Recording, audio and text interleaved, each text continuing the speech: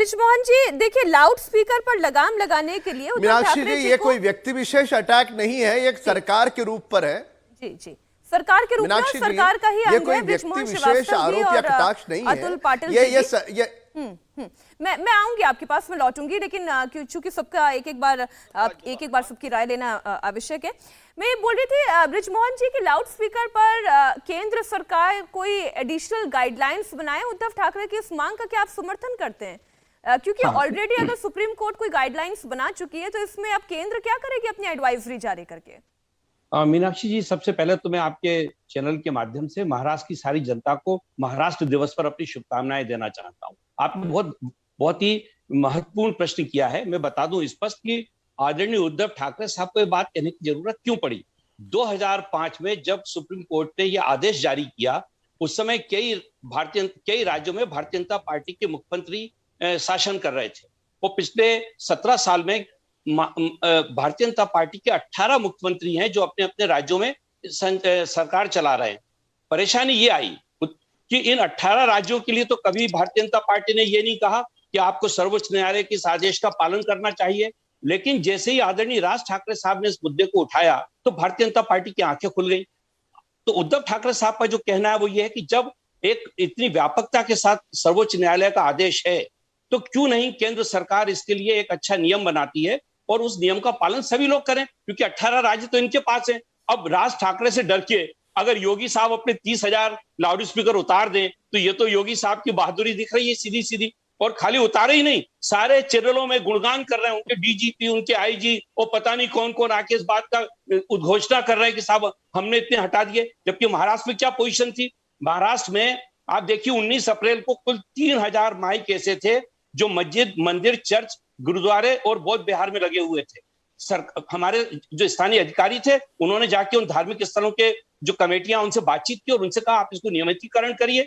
जिन लोगों ने नियमित कर लिया है उनके खिलाफ कोई कार्रवाई नहीं है, जो नियमित नहीं करेगा उसके खिलाफ कार्रवाई होगी।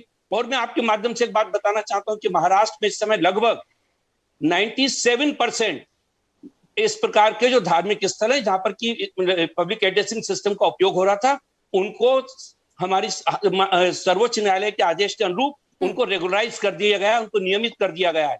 फिर भी अगर कहीं कुछ दिखता है तो स्थानीय प्रशासन को लोग शिकायत करें, तत्काल उस पर कार्रवाई हो जाएगी, उस पर कोई ऐसी बड़ी बात नहीं है। अतुल भाई, आप तो सरकार हैं। हाँ, सुप्रीम कोर्ट का आदेश है कि रात को 10 बजे से लेकर सुबह 6 बजे तक लाउड स्पीकर का इस्तेमाल नहीं होना चाहिए। आप बताएंगे क्या मुंबई में ये लाउड स्पीकर का इस्तेमाल सुबह की अजान? मैं बृजमोहन जी, आप इस पर जवाब दें। मैं चाहती हूं अतुल जी इस पर जवाब दे दें। मैं जवाब देना चाहता हूं, एक सेकंड भी आ जाए और फिर मुझे ब्रेक के लिए अगर आपको कहीं पर कोई ऐसा माइक दिखता है आवाज करता हुआ तो संबंधित थाने में शिकायत करिए, कार्रवाई हो जाएगी। परेशानी क्या है? तो कृपया इस पर अपना जवाब भी दें। और दूसरा, ये एडिशनल गाइडलाइंस को लेकर मैं फिर वही पूछती हूँ कि इसकी आवश्यकता क्या है?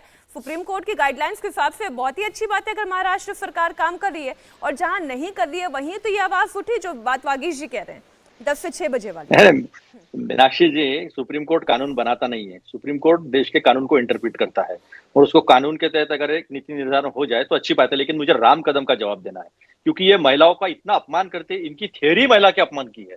इन्होंने सोनिया जी के बारे में जितना गंदा कहा होगा ना, किसी महिला का इतना अपमान किसी देश में नहीं हुआ होगा। आज घर घर में विदेश से महिलाएं जो है बहू बन के इस देश में आई है, उन सारों का अपमान ये राम कदम जैसे लोग, अडवाणी जी से लेकर तो मोदी जी तक, इन्होंने अपमान किया है।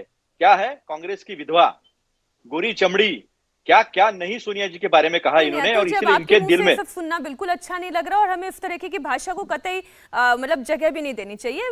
मैं इसका समर्थन कतई नहीं करती हूँ, बहुत खराब लगता है। बहुत खराब लगता है। शायद ये अपने घर के महिलाओं का भी इसी तरह से दुसम्मान करते होंगे, पैरों के नीचे रखने की कोशिश करते होंगे, क्योंकि इनकी मनस्मृति वैसी ही कहती है। और मैंने कहा था मैं इनको मुंह तोड़ जवाब दूंगा करके, क्योंकि हमारी माँ है वो, और माँ के बारे में कोई कहे तो कोई सुन नहीं सकता और कोई सहन नहीं कर सकता। ये इनका हिंदुत्व है, ये इनका हिंदुत्व है।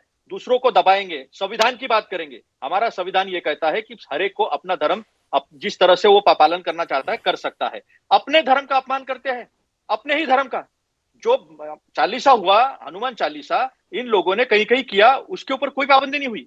जब नवनीत राणा जी ने अमरावती में 2000 महिलाओं को लेकर एक मंदिर में हनुमान चालीसा किया, किसी ने कुछ नहीं कहा, आराम से अच्छे से हो गया। लेकिन सत्ता चालीसा था ना, सत्ता चालीसा करने के लिए धमकी दिया आकर 149 की नोटिस दी, उनको कहा गया कि ठीक नहीं है ये, तो तो उन्होंने कहा नहीं, कौन रोकता है, हमें कौन रोक सकता है, हम तो आके ही दिखाएंगे।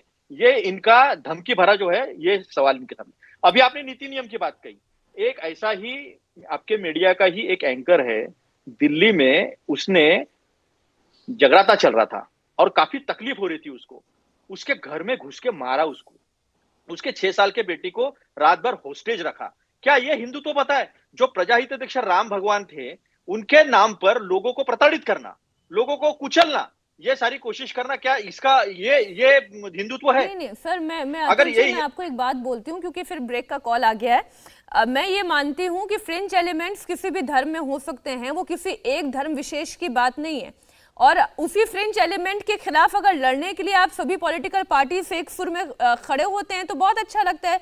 इंडिया टीवी हर वक्त हर जगह डाउनलोड करने के लिए सर्च करें India TV news Google play store या ऐप स्टोर पर।